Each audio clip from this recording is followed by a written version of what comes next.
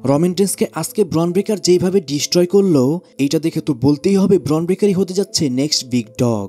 So guys আজকের Monday night ট্রটি শেষ হয়ে গেছে। কি হলো আজকের মানডে নাইট ট্রতে সমস্ত কিছুই থাকবে আজকের এই ভিডিওতে।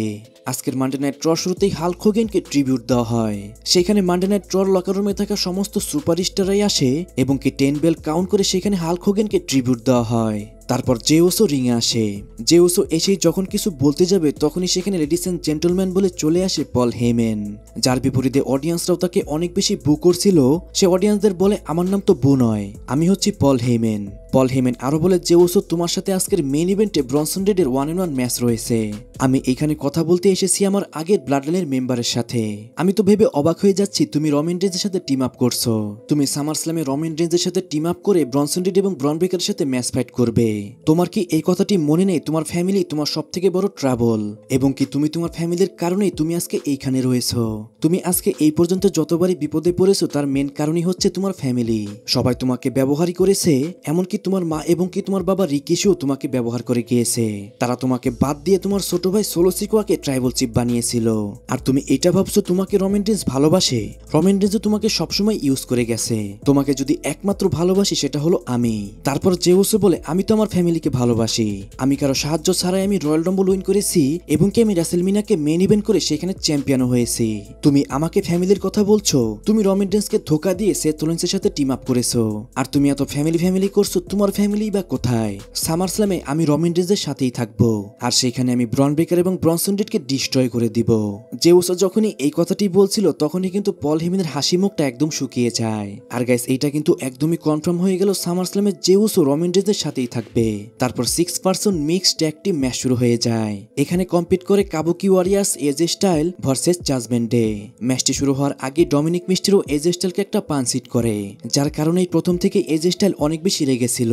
ওমেন রেসলাররা প্রথম থেকেই তো ম্যাচটি শুরু করে, এরপরে তারা অনেকক্ষণ পরে এজে স্টাইলকে ট্যাগ দেয়। এজে স্টাইল ট্যাগ পাওয়ার পরেই কিন্তু ডমিনিক মিস্টেরোকে ডিস্ট্রয় করতে শুরু করে দেয়। এজে স্টাইল যখনই তার ফিনিশার ফর্নোমিনাল ফোরাম হিট করতে যাবে তখনই ডমিনিক মিস্টেরোর সামনে দাঁড়িয়ে যায় রোকজিন প্যারেস। তারপর কাবুকি ওয়ারিয়ার্স রোকজিন প্যারেস এবং রাকেলকে একদম ডিস্ট্রয় করে দেয়। আর অপরদিকে এজে স্টাইল ডমিনিক মিস্টেরিওকে ফর্নোমিনাল ফোরাম হিট করে এই ম্যাচটার মধ্যে পিনফল করে উইন করে যায়। আর গাইস আজকের ম্যাচ দেখে তো মনে হচ্ছে এজে স্টাইল হয়তো সামার স্ল্যামে নতুন আইসি চ্যাম্পিয়ন হয়ে যাবে। তারপর সেই ম্যাচ ভার্সেস গ্রেসন ললারের মধ্যে একটা 1-on-1 ম্যাচ শুরু হয়ে যায়। ছোট একটা ম্যাচ হয় যেখানে কিনা ম্যাচের বেশিরভাগ সময় ডমিনেট করে সেই ম্যাচ। লাস্টে সেই ম্যাচ তার ব্রোকে হিট করে এই ম্যাচটার মধ্যে পিনফল করে উইন করে যায়। কিন্তু যখনই ম্যাচটি শেষ হয়ে যায় তখনই রুসেফ এসে আবারও সেই ম্যাচকে অ্যাটাক করে দেয়। রুসেফ আজকেও সেই ম্যাচে সেই লাঠিটি নিয়ে আসে এবং কি একের পর এক সেই লাঠিটি দিয়ে মারতে শুরু করে সেই ম্যাচকে। দেন রুসেফ সেই ম্যাচকে তার ফিনিশার হিট করে এবং কি অনেকগুলো সিকিউরিটি গার্ড এসে সেখানে রুসেফকে সারিয়ে নিয়ে যায়। আর গাইস এরপরে আমরা জানতে পারি নেক্সট মানডে নাইট ট্রতে তাদের মধ্যে আরেকটি ফাইনাল ম্যাচ হবে। আর হতে পারে এই ম্যাচের মধ্যেই তাদের মধ্যে রাইভালরি শেষ হয়ে যাবে। তারপর ওমেন 8-ম্যান ট্যাগ টিম ম্যাচ শুরু হয়ে যায়। এখানে কম্পিট করে Stephanie বেকর, Nikki Bella, Iyo Sky, Rhea Ripley versus Naomi, Chelsea Green এবং কি তার টিম, যেখানে কিনা রিয়া রিপ্লির টিমই এই ম্যাচটার মধ্যে উইন করে যায়। আর গাইস এই ম্যাচটা কিন্তু এখানে রাখার সেরকম কোনো সেন্সই ছিল না, জাস্ট এখানে টাইম পাস করার জন্য এই ম্যাচটা এখানে রাখা হয়েছিল। তারপর লাইরা ভলকিরের একটা সেগমেন্ট হয়, সেই সেগমেন্টে সেখানে ইন্টারফেয়ার করতে চলে আসে বেকি লিঞ্চ। বেকি লিঞ্চ এসে একটা কেন্ডো স্টিক বের করে এবং কি সেটা দিয়ে সে লাইরা ভলকিরিয়াকে মারতে চায়, কিন্তু লাইরা ভলকিরিয়া সেখানে কাউন্টার করে সে সেই কেন্ডো স্টিকটি দিয়ে বেকি লিঞ্চকে একদমই ডিস্ট্রয় করে দেয়। তারপর জাজমেন্ট ডে ভার্সেস এলডব্লিউ ওর মধ্যে একটা ট্যাগ টিম চ্যাম্পিয়নশিপ ম্যাচ শুরু হয়ে যায়। ম্যাচটি অনেক ভালো চলে যেখানে কিনা দুইটি টিমই অসাধারণ ফাইট করে। ম্যাচের মধ্যে লুডভিগাইজার এসে ইন্টারফেয়ার করে, তখনই সেখানে ড্রাগন লি আসে এবং কি তাকে সেখান থেকে নিয়ে যায়। এরপর এলডব্লিউ ও তাদের ফিনিশার হিট করতে টপ রোপের ওপর চড়ে, তখনই সেখানে আসল এল গ্রান্দে আমেরিকানো চলে আসে এবং কি সে এসে এলডব্লিউ কে সেখান থেকে ধাক্কা দিয়ে ফেলে দেয়। লাস্টে ফিন বেলার তার ফিনিশার হিট করে এবং কি সে এই ম্যাচটার মধ্যে পিনফল করে উইন করে তাদের টাইটেলটি রিটেন করে নেয়। তারপর গুন্থার রিংয়ে আসে, সে এসে বলে সামার স্ল্যামে আমি সিএম পাঙ্ককে ডিস্ট্রয় করব, সেইখানে আমি ভয়েস অফ ভয়েসলেসকে আমি পিসলেস করে দিব। তারপর সেখানে সিএম পাঙ্ক চলে আসে। সিএম পাঙ্ক এসেই বলে তুমি আমাকে পিসলেস করবে সেটা হবে না, আমি ওয়ার্ল্ড হেভিওয়েট চ্যাম্পিয়ন হতে চাই না, but I need world heavyweight championship. I don't smoke, I don't drink. আমি জানি এইগুলো একটা অ্যাডিকশন, কিন্তু আমার এইসব অ্যাডিকশন নেই, আমার শুধু একটাই অ্যাডিকশন, সেটা হলো ওয়ার্ল্ড হেভিওয়েট চ্যাম্পিয়নশিপ। আমি বেস্ট ইন দ্য ওয়ার্ল্ড এমনি হইনি, আমি এটা আর্ন করেছি। আমি ফিউচার হল অফ ফেমার, আমি ডাব্লিউডাব্লিউ লেজেন্ড এবং কি ডাব্লিউডাব্লিউ সুপারস্টার, যা তুমি এখনো হতে পারোনি এবং কি এইটাই তোমার ড্রিম। তখনই গুন্থার কিছু বলতে যায় কিন্তু সিএম পাঙ্ক তার মাইকটি চেপে ধরে। সিএম পাঙ্ক বলে, আমি এখনো শেষ করিনি। তুমি সবসময় বলো তোমার লেভেলে কেউই নেই, কিন্তু আমি তোমাকে বলবো তুমি এখনো আমার লেভেলে যেতে পারোনি। তুমি আমার সামনে জাস্ট একটা বাচ্চা। সামার স্ল্যামে আমি তোমাকে হারাবো এবং কি তারপর সেখান থেকে আমি চ্যাম্পিয়ন হয়ে ফিরবো। আর গাইস, আজকে সিএম পাঙ্কের সেগমেন্টে সিএম পাঙ্ক যেরকম কনফিডেন্স ছিল, আমার তো মনে হয় সিএম পাঙ্ক চ্যাম্পিয়ন হলেও হতে পারে। আর বেশ কিছু রিউমার থেকে আমি জানতে পেরেছি সিএম পাঙ্কের চ্যাম্পিয়ন হওয়ার সম্ভাবনা অনেকটাই রয়েছে।